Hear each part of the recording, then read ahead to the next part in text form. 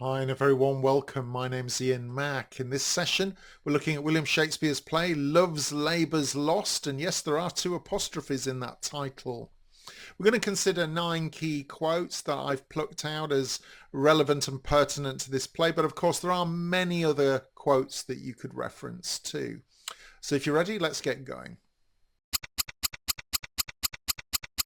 Let's remind ourselves of the plot. So, King Ferdinand of Navarre, and his 3 lords vow to study for 3 years without distraction, swearing off women. Their plan collapses when the Princess of France and her ladies arrive, sparking instant attraction. The men disguise themselves to woo the women, but the women outwit the men with disguises of their own. Just as love seems about to triumph, news of the princess's father's death halts the marriages, and the ladies demand the men prove their sincerity with a year's wait. The play is a witty comedy of love, language, and delay, ending unusually, here for Shakespeare, without marriages. Let fame that all hunt after in their lives live registered upon our brazen tombs, from Act 1, Scene 1. The king's opening speech reveals the men's desire for eternal glory through study and discipline. It sets up the theme of ambition versus reality. A man in all the world's new fashion planted, that hath a mint of phrases in his brain. Also from Act 1, Scene 1. Baroni mocks those obsessed with witty wordplay. It reflects the play's satire of intellectual pretension. A merrier man, within the limit of becoming mirth, I never spent an hour's talk with all. From Act 2, Scene 1. The princess praises Baroni's wit. It foreshadows the central romantic and verbal duels between the couples. Light seeking light, doth light of light beguile. From Act 1, Scene 1. What a great line. Baroni puns on knowledge and blindness. It shows Shakespeare's playfulness with language and the theme of learning's limits. They have been at a great feast of languages and stolen the scraps. Act 5, Scene 1. It's a mocking of the men's affected speech. It's a comedic jab at pedantry and hollow eloquence. A jest's prosperity lies in the ear of him that hears it, never in the tongue of him that makes it. From Act 5, Scene 2, another brilliant quote. It shows meaning depends on the audience, not the speaker. It reflects the play's focus of wit, perception, and ultimately, of course, miscommunication.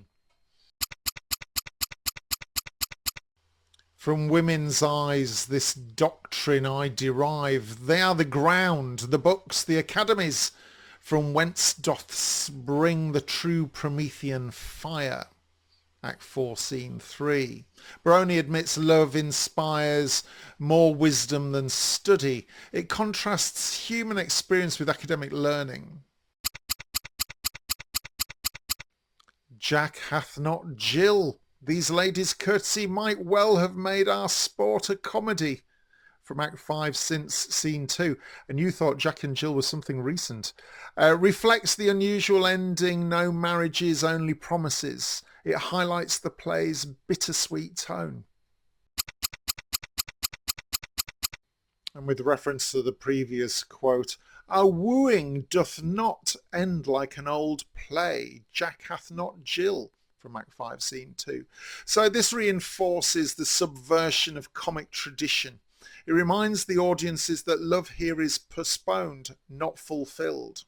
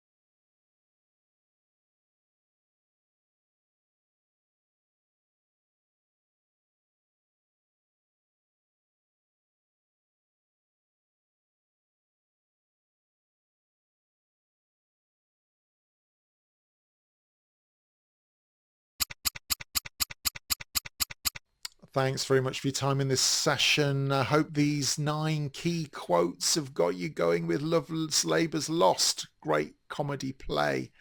Of course, there are many other quotes you could choose, and if you've got some good ones, do share them in the comments below. And in the meantime, until the next session, my name's Ian Mack. Remember, time is knowledge.